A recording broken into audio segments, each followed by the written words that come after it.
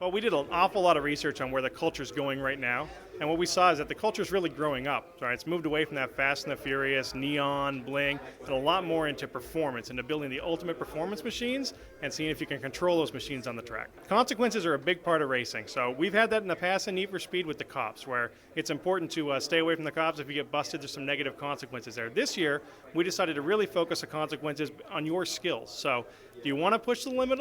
Or do you take the chance of wrecking your car, or do you want to take it a little bit easier and get around the track? Now, it's pretty fun to push the limit, and I think the crashes are pretty spectacular, so it might be worth trying.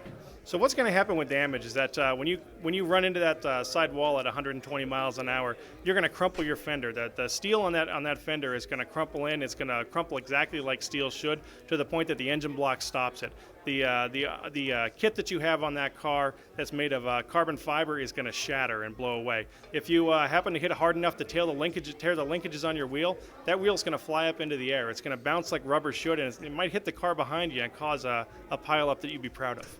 This year, we added a really deep level of performance customization. So you can build the perfect car for you that suits your driving style and suits the way that you want to build the ideal vehicle. At the same time, if you don't know what a wastegate does, we want to make sure you can make the car go fast. So we've added a feature we call Blueprints this year that allows you to share these great tunings with friends or download the tunings from the web and just make your car go as fast as you want to, whether or not you actually know one end of a wrench from another. So we spend an awful lot of time doing research on where people really race and in the street racing style that we're trying to portray in the game.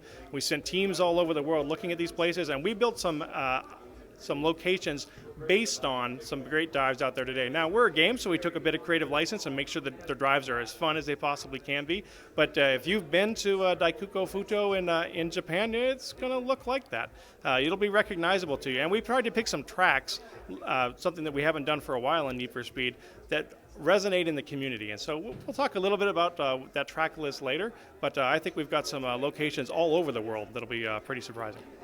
Visually, we pushed really hard this year to make a believable photoreal world. So smoke's a big deal for us this year. We really want you to sell the power of that car. We want you to feel like you're actually sitting behind the wheel of an 800 horsepower drag car, and when you touch that thing off, you should be a little bit intimidated by that, but not just the sound, but the look, the smoke, the scream of the tires, and the fact that that car is kind of hard to control at that horsepower unless you know what you're doing.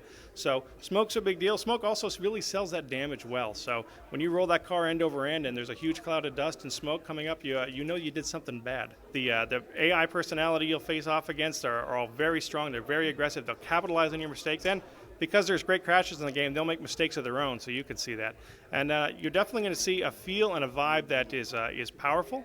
It is loud. It's a combination rock concert, rave, and race all in one weekend.